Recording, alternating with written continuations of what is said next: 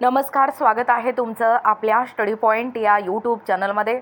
तर शिक्षण सेवक याचिका सुनावणी अपडेट याबद्दल संपूर्ण सविस्तर माहिती या व्हिडिओच्या माध्यमातून आपण जाणून घेत आहोत। बघा, शिक्षण सेवक याचिका सुनावणी अपडेट दिनांक 26 फेब्रुवारी 2026 रोजी शिक्षण सेवक याचिकेची सुनावणी पूर्ण झालेली आहे। सदर शिक्षण विभागासाठी अतिशय महत्त्वपूर्ण अपडेट आहे। जास्तीत जास्त हा व्हिडिओ त्या शिक्षकांपर्यंत पोहोचवा जे शिक्षण सेवक म्हणून सध्या कार्यरत आहेत। सदर सुनावणी दरम्यान सरकारी वकिलांनी माननीय न्यायालयासमोर भूमिका मांडली की शिक्षण सेवक विषय हा व्यापक व धोरणात्मक निर्णयाशी संबंधित आहे। त्यामुळे महाराष्ट्र शासनाचे मुख्य सरकारी वकील भूमिका मांडतील, त्यामुळे काही अतिरिक्त वेळ देण्यात यावा।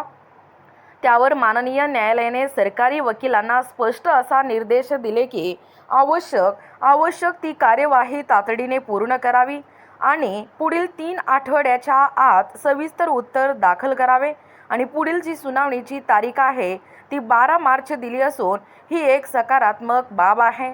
बघा, एकूणच या ठिकाणी हा जो शिक्षण सेवक आहे यांची याचिका सुनावणी अपडेट संदर्भात महत्त्वपूर्ण अपडेट आहे। खरं तर दिनांक 26 फेब्रुवारी 2026 रोजी शिक्षण सेवक याचिकेची सुनावणी पूर्ण झालेली आहे आणि याच सुनावणी दरम्यान सरकारी वकिलांनी न्यायालयासमोर भूमिका मांडलेला आहे की शिक्षण सेवक हा विषय व्यापक आणि धोरणात्मक या निर्णयाशी संबंधित आहे।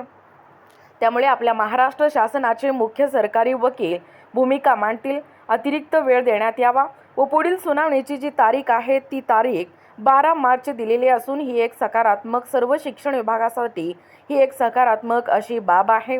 बघा, एकूणच अशा पद्धतीने शिक्षण सेवक याचिका सुनावणी अपडेट या व्हिडिओच्या माध्यमातून जाणून घेण्याचा प्रयत्न केलेला आहोत।